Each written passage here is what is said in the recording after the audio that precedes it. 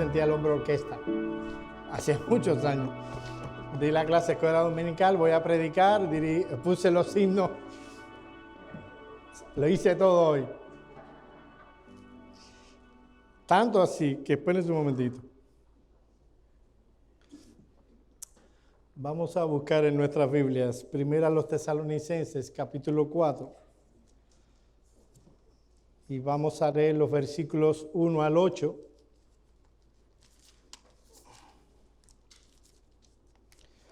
Para continuar nuestra serie de exposiciones acerca de esta epístola. Tenía pensado traer un sermón especial porque es el último domingo del año. Y luego vi el texto y dije, este es el sermón especial. El texto que toca de primero a los Tesalonicenses. Primero a los Tesalonicenses, capítulo 4, versículos 1 al 8.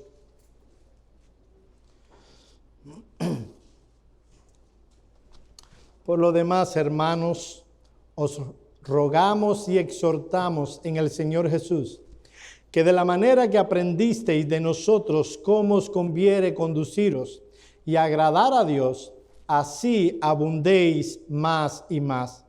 Porque ya sabéis qué instrucciones os dimos por el Señor Jesús, pues la voluntad de Dios es vuestra santificación, que os apartéis de fornicación, que cada uno de vosotros sepa tener su propia esposa en santidad y honor, no en pasión de concupiscencia como los gentiles que no conocen a Dios, que ninguno agravie ni engañe en nada a su hermano, porque el Señor es vengador de todo esto, como ya os hemos dicho y testificado. Pues no nos ha llamado Dios a inmundicia, sino a santificación. Así que el que desecha esto, no desecha a hombre, sino a Dios, que también nos dio su Espíritu Santo. Vamos a orar. Señor, es el deseo de nuestro corazón, como cantábamos hace un momento, estar cada vez más cerca de ti. Nosotros queremos, oh Señor, disfrutar de intimidad contigo. Te pedimos, oh Señor, que al considerar este texto, no solo nuestro entendimiento pueda ser lleno de tu palabra, no solo nuestros afectos puedan ser impactados con tu palabra por tu Espíritu Santo, sino que nuestra vida pueda evidenciar cada una de las cosas que estaremos enseñando. Señor, reconocemos nuestra debilidad, reconocemos nuestra necesidad de ti. Por eso te pedimos que tú no solo fortalezcas nuestro entendimiento, tú fortalezcas nuestro hombre interior para que podamos glorificarte en todas las cosas. Mira que te lo rogamos en el nombre de Cristo. Amén. Amén. Cuando Dios obra la regeneración en el corazón de una persona, una transformación radical es obrada en ella. Ese nuevo creyente comienza a experimentar en carne propia los frutos de la regeneración. Esta persona ha dejado por esa obra soberana de Dios de ser esclavo del pecado y comienza a disfrutar de una relación salvífica con Dios.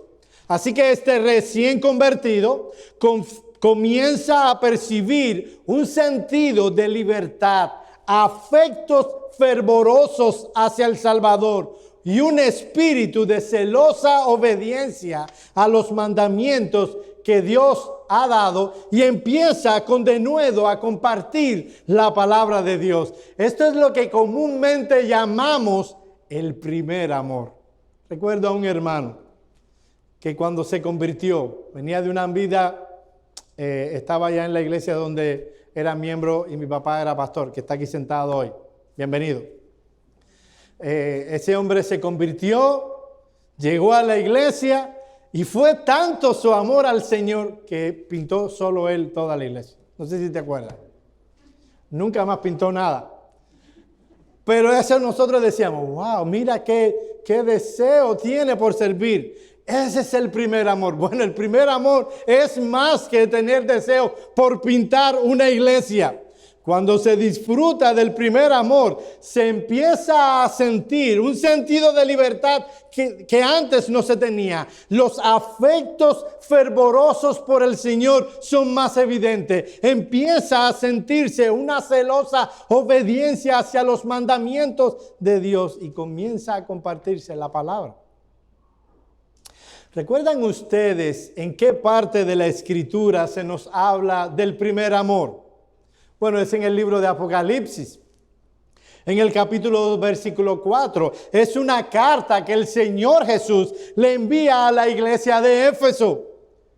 Y empieza a alabarle por su conocimiento y entendimiento doctrinal. Porque habían podido descubrir aquellos falsos apóstoles y los habían exhibido como falsos apóstoles. Ellos habían manifestado buenas obras para con los que les rodeaban, pero había algo que habían descuidado. Ellos habían descuidado su primer amor. El Señor Jesús les dice, pero tengo contra ti que has dejado tu primer amor. Mi amado hermano, que nos enseña un texto como este. Un texto como este nos enseña, oye esto, que todo cristiano va a experimentar el primer amor. Pero también enseña que ese primer amor debe ser preservado, consolidado y desarrollado. Tengo contra ti, dice Cristo, que has dejado, has abandonado, has descuidado tu primer amor. El Señor Jesús, mi amado hermano, espera que desarrolles, cultives, amplíes, preserves y consolides ese primer amor que sentiste cuando te convertiste. A veces hay cristianos que llevan años en la fe, que ven a un nuevo creyente compartiendo la palabra con otros, lo ven esforzándose por entender la palabra, lo ven trabajando en el reino y dicen, ese se lo pasa, ahora está en el primer amor. Bueno, déjame hablarte a ti, mi hermano, que llevas años en la fe. Lo que se espera de ti es que desarrolles y cultives ese primer amor. Si lo has abandonado, si lo has dejado, si no es algo que se puede ver en ti, el Señor tuyo te dice, tengo contra ti que has dejado tu primer amor. En la carta a los tesalonicenses se nos habla de un grupo de creyentes nuevos en la fe. Una iglesia recién plantada en Tesalónica por el apóstol Pablo, creyentes que estaban comprometidos en la palabra. Y ahora Pablo les pide que no solo deben insistir en lo que están haciendo, ellos debían abundar más y más en eso. Esta carta a los tesalonicenses nos enseña los principios que debe implementar una iglesia si quiere mantenerse fiel con el paso de los años hasta la venida del Señor. La meta no está en contentarnos con lo que tenemos, sino seguir avanzando más y más hasta que el Señor Jesucristo venga.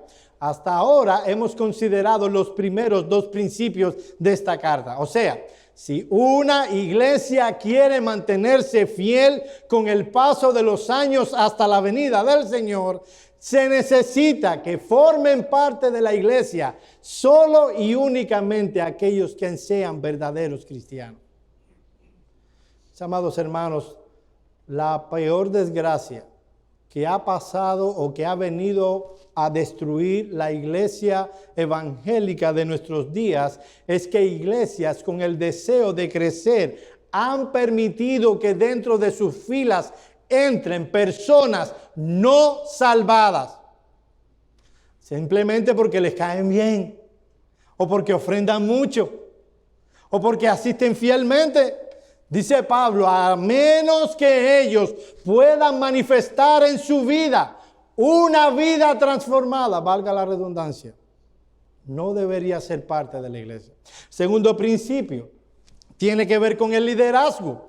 Si una iglesia quiere mantenerse fiel con el paso de los años hasta la venida del Señor, necesita tener hombres ordenados y cualificados por el Señor. Deben ser hombres aprobados por Cristo, no simplemente hombres aprobados por la iglesia. A veces el estándar, y debo hacer una recopilación o debo traerla a la memoria y no se me ocurrió nada de lo que dimos anteriormente por las visitas que están aquí.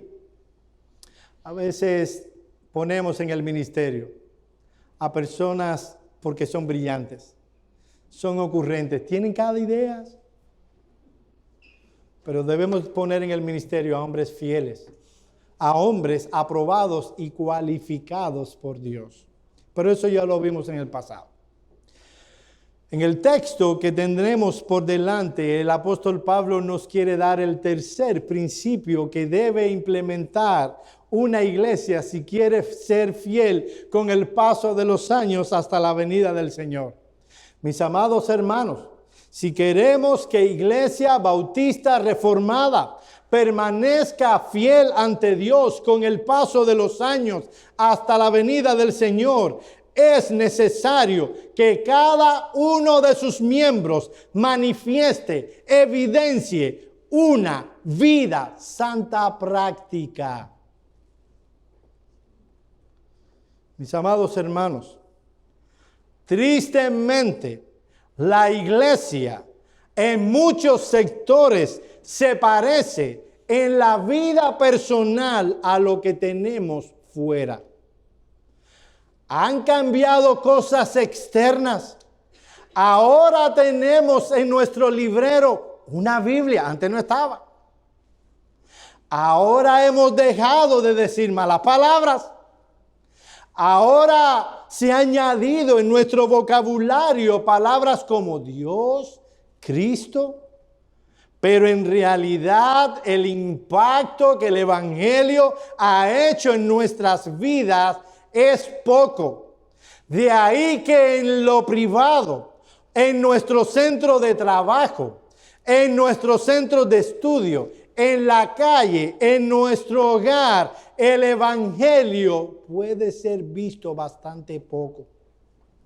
Es a eso a lo que nos referimos con el término santidad práctica. Alguien que no solo ha entendido el Evangelio, es alguien que vive, practica el Evangelio.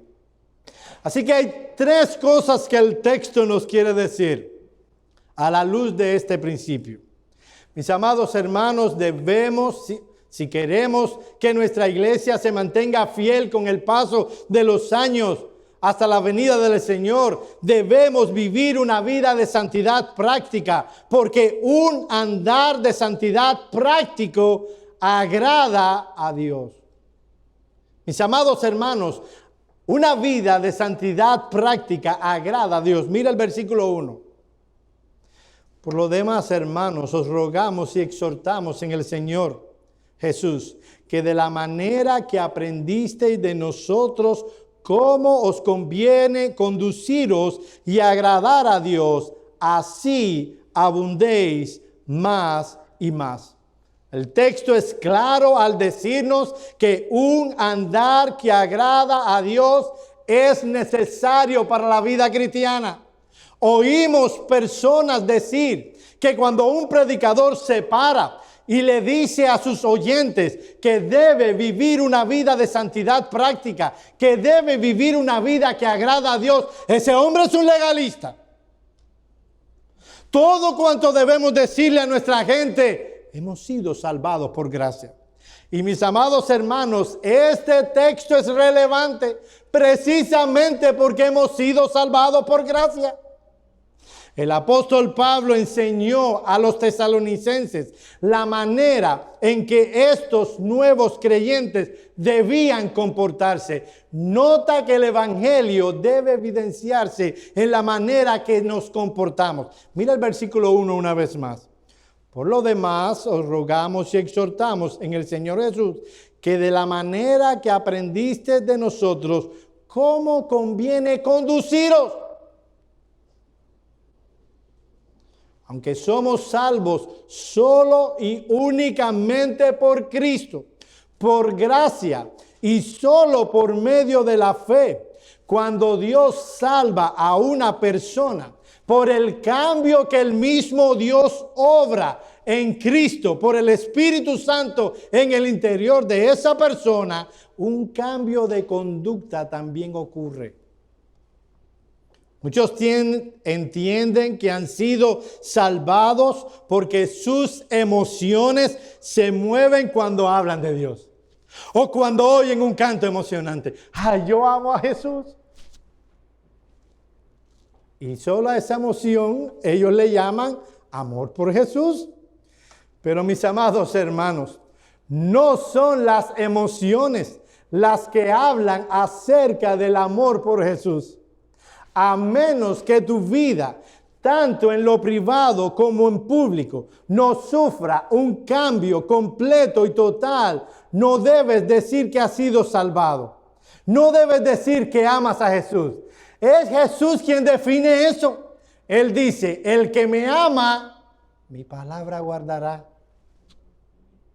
Hay algo que quiero que notes en nuestro texto y es la urgencia del asunto. Esto no es un asunto periférico, esto no es un asunto secundario, esto es un asunto central debido a que hemos sido salvados. Esto es a vivir la vida que agrada a Dios. Pablo usa dos términos, os exhortamos y rogamos. Juntos dan el sentido de urgencia. O sea, lo que Pablo va a enseñar a partir de ahora es algo sumamente importante para la vida de todo cristiano y por ende para toda una iglesia. Ambos verbos contienen la idea de suplicar o implorar algo que debe afectar a la conducta de una manera adecuada. Los académicos le llaman a esta fórmula, cuando se ponen estos dos términos juntos, la fórmula de apelación. Y se usa en cartas para apelar lo más íntimo de un ser humano. Ahora hay algo más que prueba la urgencia de esto que estamos hablando. Y es que la exhortación fue en el Señor. Mira el versículo 1. Por lo demás, hermanos, os exhortamos y rogamos en el Señor. En otras palabras, Pablo en esta porción de la carta trae consigo la autoridad del mismo Señor Jesucristo. Todo lo que Pablo escribió en esta carta fue inspirada por el Espíritu Santo. Voy a decirlo otra vez, pues no quedó lindo para la grabación. Todo lo que el apóstol Pablo escribió en esta carta fue inspirado por el Espíritu Santo. Pero esto que está diciendo, Pablo dice que fue en el Señor. Tiene la autoridad y el peso del Señor Jesucristo. Miren lo que dice un comentarista. La autoridad de las exhortaciones no se deriva del rango de Pablo y de los otros fundadores de la congregación, sino en el nombre del Señor Jesús. La autoridad divina respalda la exhortación apostólica una y otra vez en esta y en las siguientes secciones. Una última cosa que nos habla de la importancia de vivir una vida que agrada a Dios. Y es la palabra conviene. Mira el texto. ¿Viste cómo os conviene conducirnos? El término griego es dei. Lo han oído ustedes muchas veces. Esta palabra no es simplemente algo adecuado, algo recomendable, sino habla más bien de algo que es necesario, algo que es imprescindible. Es la palabra que utilizó Pablo para hablar de las cualificaciones al ministerio pastoral. ¿Recuerdan que recién predicamos de eso? Cuando Pablo le dice a Timoteo, si alguno anhela obispado, buena obra desea, pero es necesario. Es imprescindible que un hombre sea cualificado para llegar al ministerio pastoral. Es la palabra que utiliza Juan también en Juan 3:14 para hablar de cuando Cristo se ha levantado en la cruz del Calvario. Dice este texto, y como Moisés levantó la serpiente en el desierto, así es necesario que el Hijo del Hombre sea levantado. En otras palabras, para que haya salvación, para que un grupo de pecadores puedan encontrar paz con Dios, salvación y vida eterna, era necesario, imprescindible, que Cristo fuera a la cruz del Calvario. No había otro medio.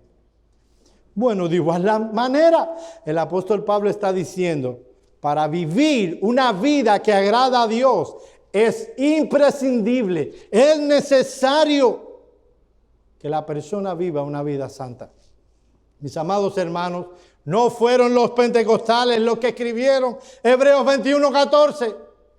Fue el Espíritu Santo mediante el escritor. Seguid la paz y la santidad, sin la cual nadie verá al Señor. Una persona puede venir a la iglesia y decir, ay, me encanta cuando cantan. Dígame un canto de eso. Solo en Jesús, hasta lloro. Que si cuando va a casa es un bruto con su esposa, si cuando va a su trabajo nadie lo soporta porque es un impertinente, es un murmurador, un chismoso, y fíjense que no estoy hablando de adulterio, pero no vive una vida santa, esa persona no verá al Señor. Ahora, vivir una vida que agrada a Dios es imprescindible en la vida cristiana. Ahora, otra cosa que nos enseña el texto no es solo eso, sino que agradar a Dios, o sea, una vida santa, admite crecimiento. Miren el versículo 1 una vez más. Por lo demás, hermanos, os rogamos y exhortamos en el Señor Jesús que de la manera que aprendisteis de nosotros, cómo conviene conduciros y agradar a Dios, aquí viene el asunto de que permite crecimiento, abundéis más y más. La vida santa que agrada a Dios admite crecimiento. Los tesalonicenses no debían conformarse con una mera obediencia a lo que Pablo les había enseñado. Ellos debían ser diligentes en abundar en esa práctica más y más. El estilo de vida permeado por el Evangelio debía ser cada vez más evidente en aquellos que estaban en derredor de la iglesia bautista de Tesalónica. Déjenme defender el nombre. No era bautista, era un chiste mío. Ellos debían evidenciar cada vez más ese estilo de vida. Esa palabra abundéis significa sobresalir. La exhortación es que los tesalonicenses, oye esto, mi amado hermano, como creyentes debían sobresalir más y más en el modo de vida que agrada a Dios. Nuestro pasaje enseña que un creyente de este lado de la eternidad puede agradar a Dios. Hay personas que dicen, mira, eso es imposible. Bueno, el texto dice que sí, que ellos estaban agradando a Dios. ¿Qué era lo que debían hacer? Bueno, abundar en eso más y más. Se puede agradar a Dios. Por eso es la obra de la regeneración en nuestros corazones. No para ser salvos. No es que vamos a agradar a Dios para ser salvos. No. Es solo por gracia, solo por medio de la fe. Pero una vez que hemos sido salvados, entonces podemos agradar a Dios. Imagínense que Efesios capítulo 11 dice que sin fe es imposible que agradar a Dios. Así que con fe podemos agradar a Dios. Miren lo que dice Morris, un comentarista que me gusta. Toda la vida cristiana, dice él, debe ser teocéntrica. Los cristianos no andan con el fin de obtener la mayor cantidad de satisfacción para sí mismos, sino para agradar a su Señor. Pablo está preocupado porque toda la vida de los tesalonicenses esté inclinado a esto. Mis amados hermanos, una vida de santidad práctica es necesaria, porque una vida de santidad agrada a Dios. En segundo lugar, una vida de santidad práctica es necesaria porque una vida de santidad práctica es la voluntad de Dios. Miren el versículo 2. Porque ya sabéis qué instrucciones os dimos por el Señor Jesús. pues la voluntad de Dios es vuestra santificación. Muchos creyentes se hacen la siguiente pregunta. Me hacen la siguiente pregunta. Joel, ¿cuál es la voluntad de Dios para mi vida? Y siempre le digo, cuando alguien hace una pregunta incorrecta, siempre recibirá una respuesta incorrecta. Porque mi amado hermano, la pregunta no es cuál es la voluntad de Dios para mi vida. ¿Saben cuál es la pregunta? ¿Cuál es la voluntad de Dios? Period. Bueno, no sé si lo pronuncié bien. Punto y aparte, se acabó. En nuestro texto encontramos cuál es la voluntad de Dios. Dice el texto, la voluntad de Dios es vuestra santificación. El término instrucciones que aparece al inicio del versículo 2. Miren ahí, miren el texto. Porque ya sabéis qué instrucciones es el término griego parangelias. Es un término enfático y significa mandamientos. Es un término militar que se usaba cuando los oficiales daban órdenes directas a los soldados. Lo que encontramos aquí es un mandamiento del general. El general nos está diciendo, ¿sabes cuál es la voluntad de Dios para tu vida? La santificación. La pregunta que a lo mejor te estás haciendo es, ¿qué es la santificación? O él, ahí sí, tú siempre con tus términos míos. Sí, hasta que me muera. Déjeme decirle que el término santificación, usado por el apóstol Pablo, habla del proceso a través del cual, oye esto, el creyente va siendo formado cada vez más a la imagen del Señor Jesucristo. Cuando Dios te salvó, te redimió por Cristo y su sangre en la cruz del Calvario, Él tenía una cosa en mente, que tú fueras formado a la imagen del Señor Jesucristo.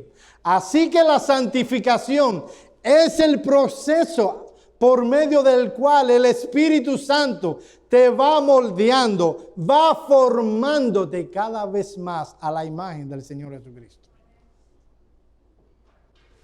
Ese término Pablo lo va a utilizar una vez más en el capítulo 5, versículo 23. Y el mismo Dios y paz os santifique por completo, y todo vuestro ser, espíritu, alma y cuerpo, sea guardado irreprensible para la venida de nuestro Señor Jesucristo. Mis amados hermanos, ¿cómo se lleva eso en la vida práctica? Viene alguien y me dice, Joel, me están proponiendo un ascenso. Fíjate, voy a ganar $35 la hora. Wow, $35 la hora. Ahora, déjame decirte que para lograr eso, yo tengo que llegar a mi casa todos los días a las 10 de la noche. Apenas veré a mi esposa. Apenas tendré tiempo para sentarme a leer las Escrituras, a tener comunión con Dios por medio de la oración. Lo más lindo de todo es que el domingo tampoco puedo venir a la iglesia. Pero tú sabes la necesidad que tenemos. Ahora yo gano $10 la hora, casi me he hecho llorar. Esto es una historia ficticia. ¿Tú crees que sea la voluntad de Dios que yo tenga este empleo? Mis amados hermanos, a la luz de este texto, no importa cuánta necesidad él tenga, yo puedo decirle con limpia conciencia, no te es lícito. Yo no sé cuál es la voluntad decretada de Dios. Yo no debo saberlo. Pero yo sé cuál es la voluntad revelada. Y la voluntad revelada nos enseña que la voluntad de Dios es tu santificación. ¿Tú crees que podrás ser moldeado a la imagen de Jesucristo teniendo un trabajo de 12 horas todos los días, que apenas tendrás tiempo de leer la palabra, de orar y tener comunión con Dios? No podrás tener comunión con los hermanos y no podrás guardar el día del Señor. Eso va en contra completamente de tu proceso de santificación. La respuesta es no.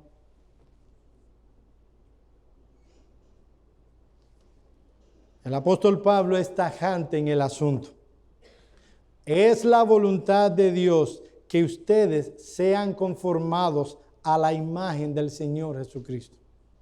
Dice Morris una vez más, el cristiano, oye esta cita, es una cita, yo sé que a veces, viene la cita, déjame conectarme. No, ahora atiende. El cristiano no es un paseante, alguien que está paseando, que anda despreocupadamente por los senderos de la vida, sino un viandante que sabe a dónde va. No es un turista que vuelve a pasar la noche a su punto de partida, sino un peregrino que siempre va de camino a la meta. La meta es nada menos que la semejanza a Cristo.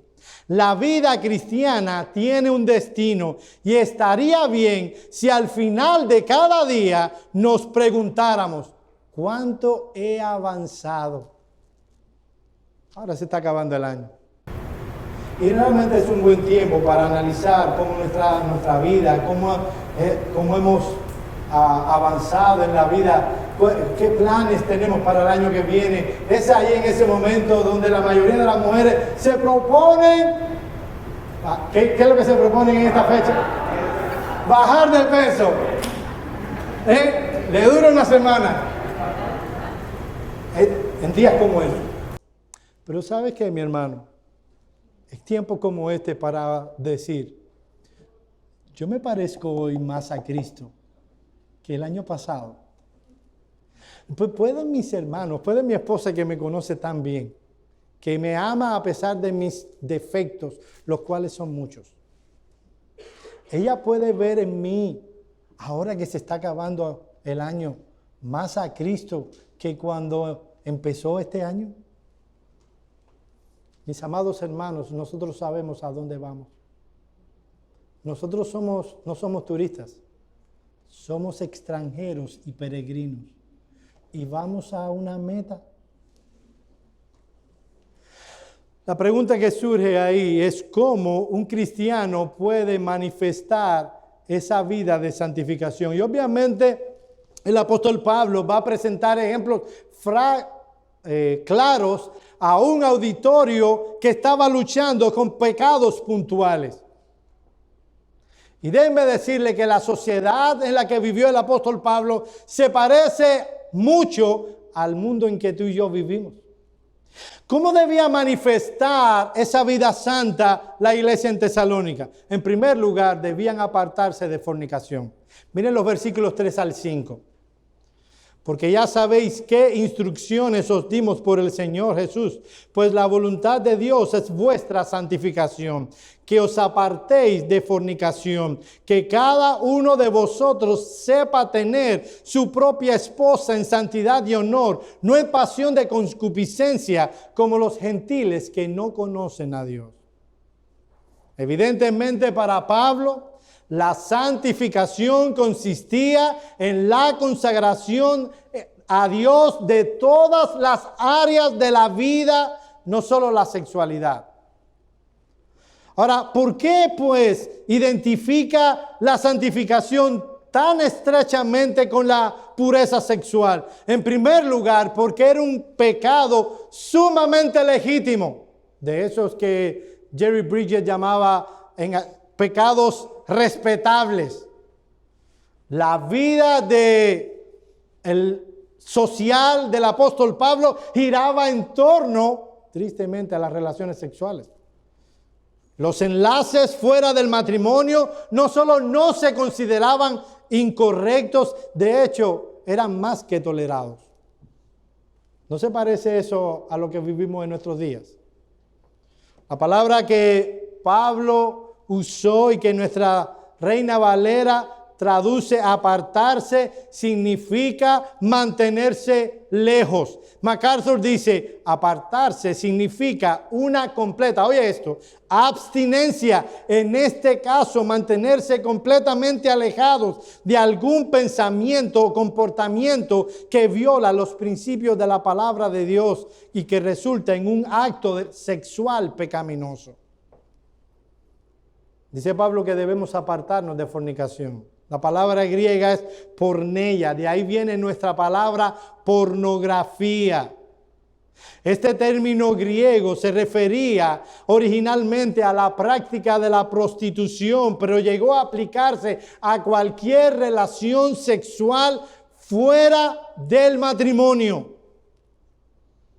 Tal vez algunos me digan, Joel, mira, ¿tú nos conoces?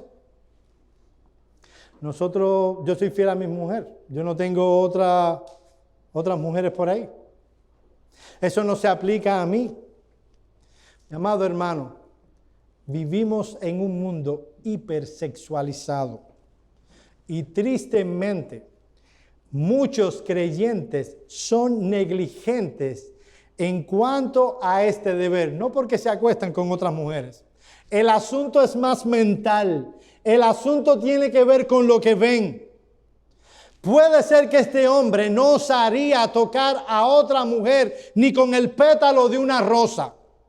Pero este es un hombre que puede dar riendas sueltas a su mente pensando pecados indecorosos. Asuntos que no revelarían a otros y mucho menos a sus pastores. Pensamos sencillamente como los fariseos. Mientras yo no toco a una mujer, yo estoy bien. Y el Señor Jesús le dijo que cuando miramos a una mujer para codiciarla, ya adulteramos en el corazón. El punto de vista cristiano en cuanto a la sexualidad es que como hombres y mujeres debemos ser fieles a nuestro cónyuge, mental, emocional y físicamente. Un hombre con ojos solo para su esposa. Un hombre que tiene su mente solo con su esposa. Sus emociones están solo a su esposa.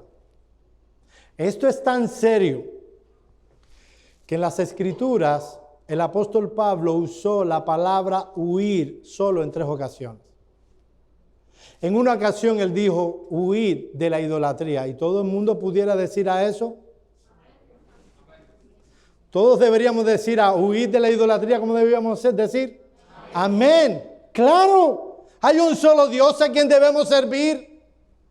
La idolatría es pecaminosa, perversa a los ojos de Dios.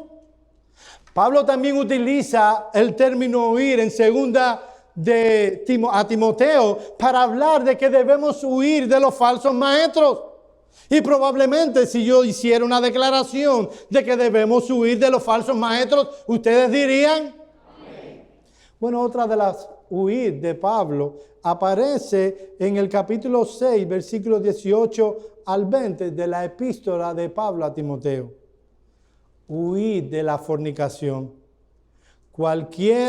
Primero a los Corintios 6, 18 al 20. Huir de la fornicación. Cualquier otro pecado que el hombre cometa está fuera del cuerpo, mas el que fornica contra su propio cuerpo peca. ¿O ignoráis que vuestro cuerpo es templo del Espíritu Santo, el cual está en vosotros, el cual tenéis de Dios y que no sois vuestros? Porque habéis sido comprados. Oye esto, mi hermano, mi hermana, habéis sido comprados por precio. Glorificad pues a Dios en vuestro cuerpo y en vuestro espíritu, los cuales son de Dios. Mis amados hermanos, esto no es santurronería barata.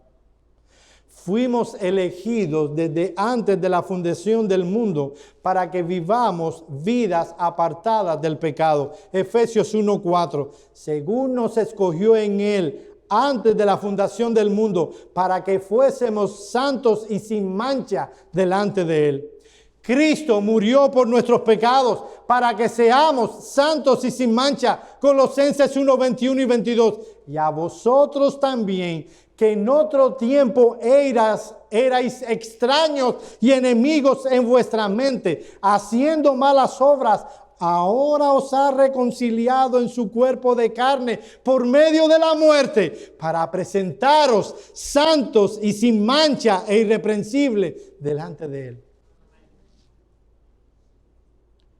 Mis amados hermanos, toda la salvación apunta a ser como Cristo. a ser como nuestro Dios. Y Primera de Pedro nos dice que debemos ser santos, porque Dios es santo. Eso implica que no solo nuestras almas deben ser purificadas, debemos vivir delante de Dios con nuestro cuerpo de una manera que agrada a Dios. Miren los versículos 4 y 5. Que cada uno de vosotros sepa tener su propia esposa en santidad y honor, no en pasión de concupiscencia como los gentiles que no conocen a Dios. Ok, perdónenme lo que voy a decir ahora. ¿Me perdonan sin saber lo que voy a hacer? Y me voy a meter en exégesis aquí. Yo les pudiera decir lo que quiero decirles, pero no me gusta engañar a nadie, así que siempre tengo que darle el contexto. La palabra griega que utilizó Pablo para esposa debe traducirse literalmente vaso. Así que lo que realmente escribió el apóstol Pablo es lo siguiente: que cada uno sepa tener su propio vaso en santidad y honor. Los que traducen las escrituras vieron vaso y se acordaron de Primera de Pedro capítulo 3, cuando dice que nuestra esposa es un vaso más frágil. Y ya, se tiraron por ahí para allá y pusieron que cada uno tenga su propia esposa.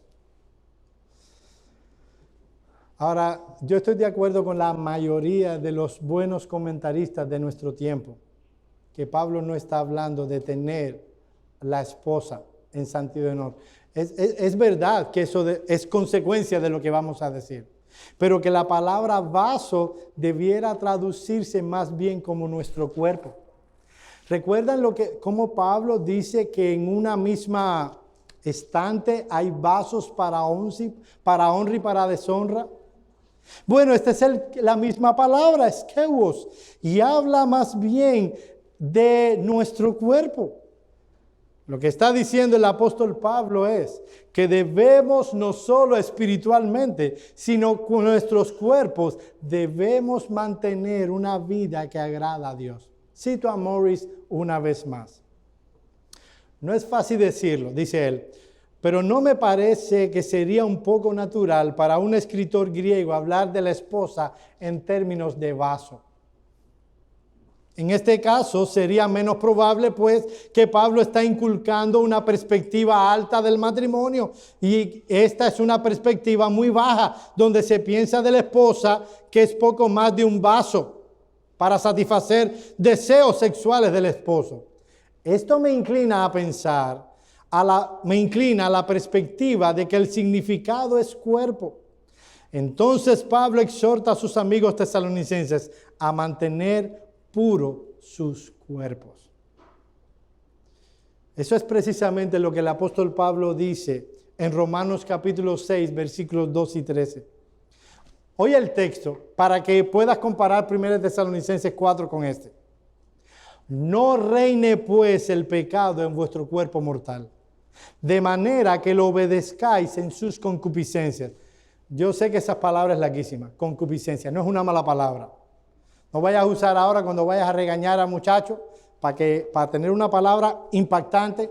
Muchacho, deja de hacer concupiscencia. Eso a lo mejor es impactante, pero déjame decirte lo que significa eso. Significa deseo. Tan simple como eso. De hecho, es una palabra neutra.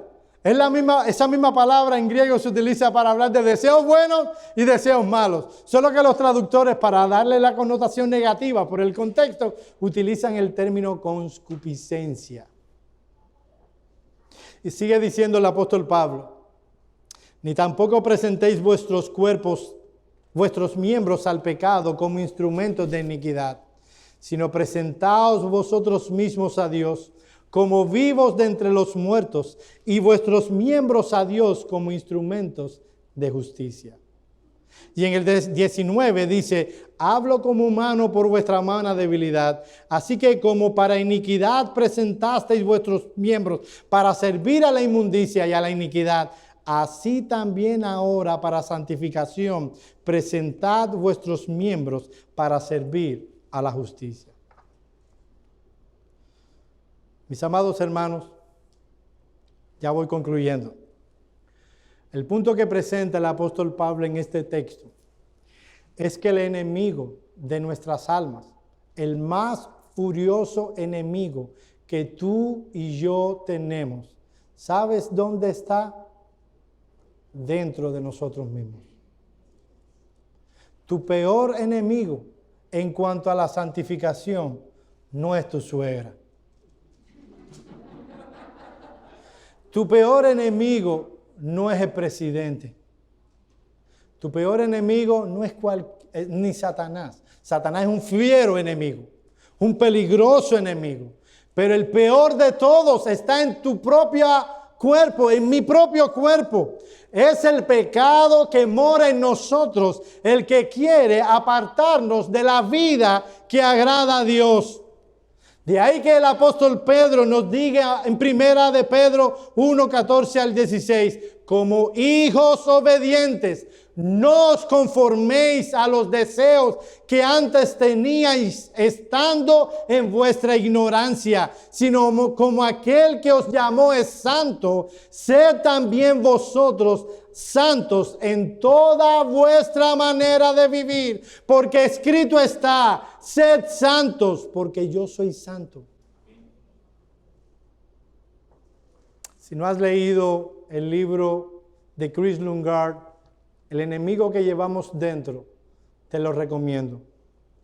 Dice este escritor, muchas personas viven vidas en tinieblas e ignorancias tocante a sus propios corazones.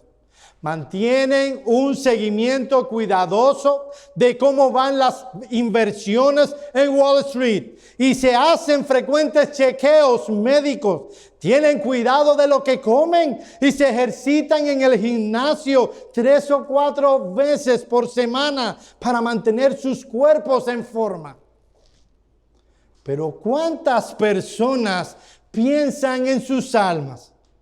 Si es importante cuidar y velar los cuerpos y las inversiones, las cuales pronto morirán y se pudrirán, cuánto mayor es que cuidemos nuestras almas inmortales.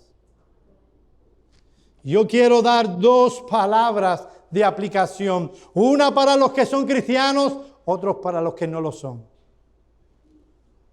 En cuanto a aquellos que han sido redimidos. Mis amados hermanos, vivimos en un mundo evangélico donde personas viven ciegas y son negligentes en cuanto a la santidad y la vida que agrada a Dios. Permiten pecados, ¿cómo dice cuando lo hacemos escondido? Ocultos, permiten deseos ocultos que nadie sabe.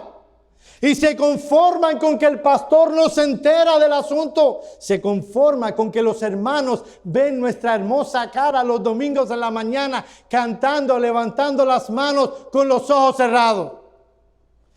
Todo cuanto damos es una impresión. Dios conoce tu corazón. Dios conoce lo que tú eres en verdad. De poco te valdrá engañarme a mí. No serás el primero y por lo que veo, no serás el último.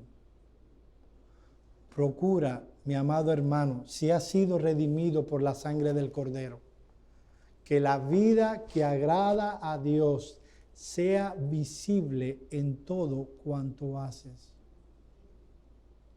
No tengas listas de pecados buenos y malos. Sí, eso no solo lo inventaron los católicos, pecados veniales y mortales. Los mortales son malos, eso sí, son. Los veniales, mira, hay evangélicos que son católicos todavía en eso. Trabaja diligentemente para ser conformado a la imagen del Señor Jesucristo. Sí, Eso es una obra que solo el Espíritu Santo puede hacer. Pero es una obra en la que tú cooperas.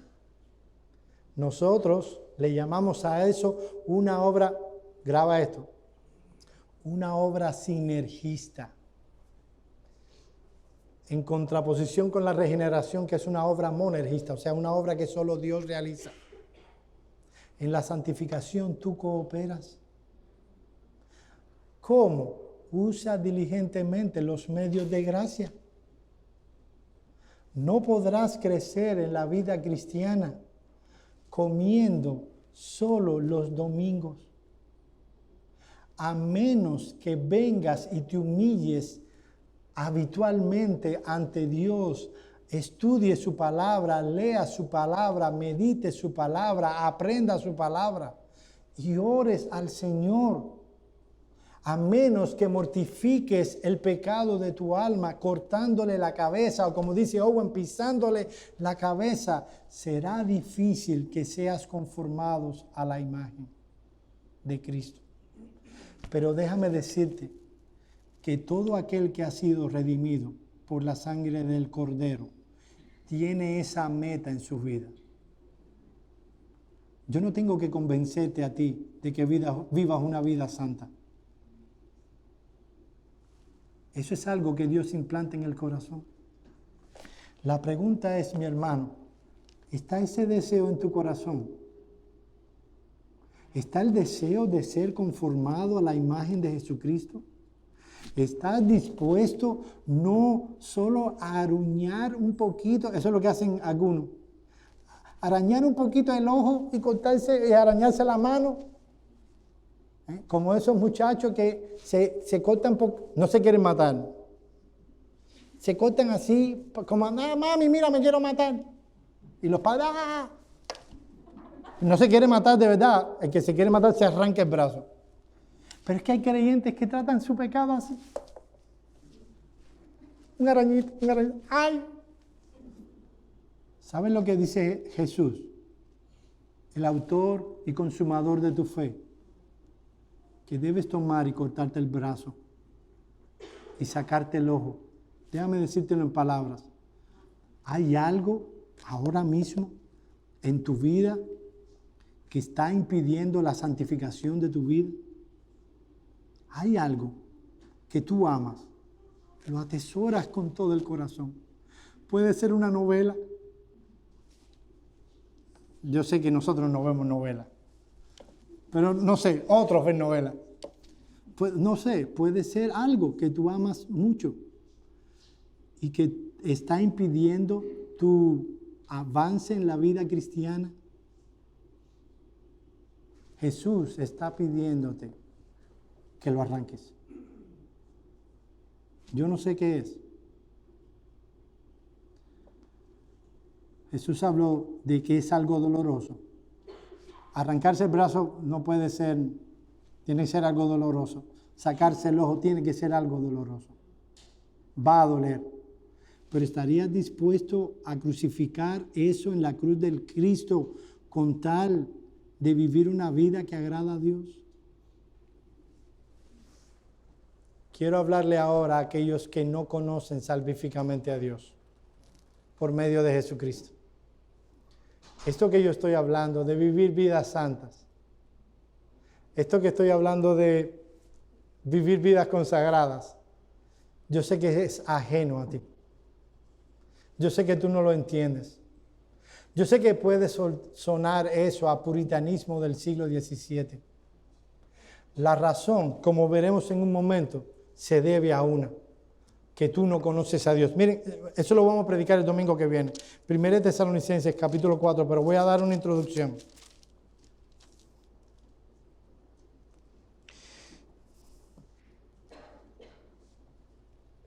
Versículo 5. No en pasión de concupiscencia como los gentiles que no conocen a Dios. La razón por la que tú no quieres vivir una vida santa, que no te interesa ni siquiera el tema, es porque tú no conoces a Dios. Se cuenta que el gran teólogo Agustín de Hipona antes de ser cristiano, oraba así: Señor, dame santidad, pero no todavía. Y yo sé que probablemente tú oras así, porque tú desconoces a Dios, tú no conoces a Dios. Déjame decirte lo que va a pasar. Vendrá un día donde te interesará conocer a Dios, pero será ya demasiado tarde. Será cuando seas presentado ante Él en el último juicio y tengas que rendir cuentas de por qué no has vivido una vida santa. Déjame decirte que yo imponerte a ti una vida santa es como pedirle a una hormiga que cargue con este atril, con este púlpito solo. Eso es imposible para ti. Pero solo aquellos que viven una vida santa gozarán de la eternidad con Cristo, porque eso es lo que Cristo vino a comprar y eso es lo que Cristo hace en aquellos que Él salva. Tú tienes que reconciliarte con Dios por medio del Señor Jesucristo. Tú no puedes agradar a Dios. Puede ser que tú hayas oído esto y tú digas, a partir del 1 de enero, ahora no, porque estamos en la fiesta y comemos un poquito más, yo sé que la gula es pecado, pero después del 1 de enero yo voy a trabajar duro con mi vida y yo voy a vivir una vida santa. Eso es imposible para ti. Solo cuando Cristo obra en el corazón por su Espíritu Santo es que alguien puede hacerlo. Tú necesitas reconciliarte con Dios primero por medio del Señor Jesucristo. Tú no tienes que presentarte ante Dios sin un abogado. El Señor Jesús, por medio de Juan, dice que si alguno ha pecado y es un hijo de Dios, abogado tiene para con el Padre, a Jesucristo el justo. Tú puedes ir al último día con un abogado tan bueno, tan eficaz como el Señor Jesús, que nunca ha perdido un caso. Ven y reconcíliate con Dios por medio del Señor Jesucristo. Vamos a orar.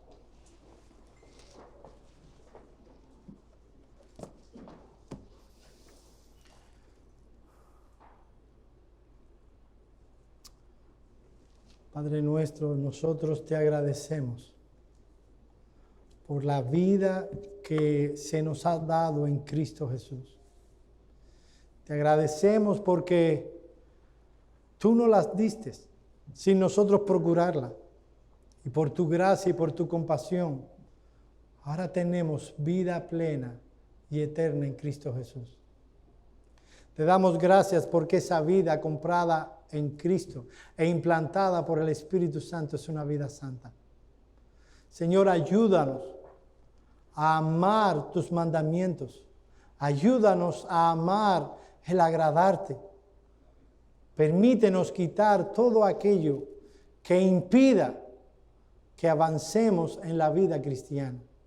Que podamos echar a un lado todo el peso y el pecado que nos asedia y corramos con paciencia la carrera que tenemos por delante, puestos los ojos en Jesús, quien es el autor y el consumador de nuestra fe.